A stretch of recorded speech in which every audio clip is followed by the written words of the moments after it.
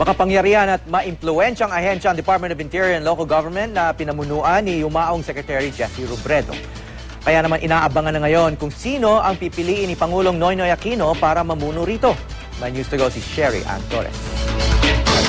Ang kanilang emosyon. Kasabay ng pamamaalam ng bansa kay DILG Secretary Jesse Robredo ang pag-init lalo ng mga pangalang posibleng pumalit sa kanyang pwesto. Ilan sa mga lumulutang na pangalan sina Vice President Jejomar Binay, Senador Panfilo Lacson, Albay Governor Joey Salceda at Cavite Representative Joseph Emilio Abaya.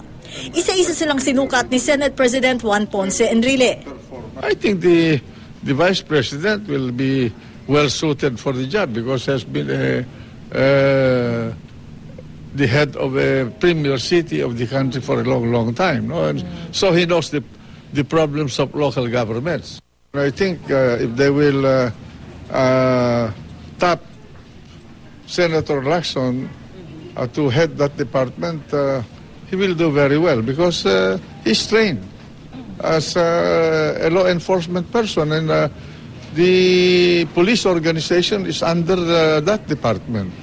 Now, in terms of the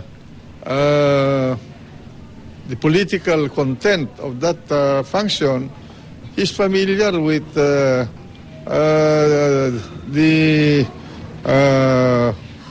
breadth of the responsibility. I do not know Congressman Abaya very well. Lahat yan, kaya. Dahil nga, may experience sila sa local administration. Alam nila halos common yung mga problema ng local governments. Si Binay agad isinara ang sarili sa pagkakataong pamunuan ang DILG. Hindi na po, sinasabi ko na po sa inyo na marami pa ho akong tatapusin tungkol sa pinagkatiwala sa akin ni Pangulong Noynoy. So, yung iba na lamang ho. At marami pa naman ho qualified dyan.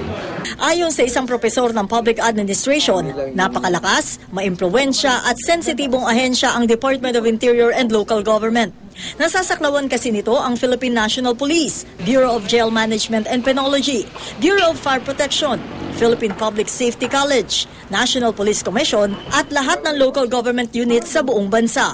Paragons, models. I think it's really integrity. It's really feeling for your clientele, feeling for your public. I think that's very important. So what it takes to be SILG also takes to be a public official. Para sa isang dating DILG secretary, hindi na mahalaga kung galing man sa uniformadong serbisyo o sa local government ang susunod na kalihim ng DILG. Ang mas mahalaga raw ay ituloy nito ang Seal of Good Housekeeping at transparency programs na sinimulan ni Robredo. The Seal of Good Housekeeping has earned a lot of praises for being a good motivating factor for local governments to improve the delivery of services, and also at the same time make sure that resources of government are not dissipated. Kasunod ng paghatid sa huling hantungan kay DILG Secretary Jesse Robredo ang paghahayag ng paniniwala ng ilang senador na dapat daw magtalaga na ng bagong kapalit sa DILG ni Robredo si Pangulong Aquino para maiwasan ang pagkaantala ng maganda ng operasyon ng kagawaran. Pero ang ilang mga kababayan natin na nakausap namin may kanya-kanyang opinyon kung ano daw ba dapat ang katangian ng isang dapat na pumalit kay Robredo. Kabamatay lang din po ni Secretary Robredo. Ganun po sana po yung maging qualities din po ng papalit. Mabait po. Sa departamento niya, kailangan talaga stricto siya. Sobra bait baka mabuso naman yung iba. Giit ni Senador Franklin Drilon, dapat na magtalaga ang Pangulo ng kapalit ni Robredo sa loob ng 2 linggo.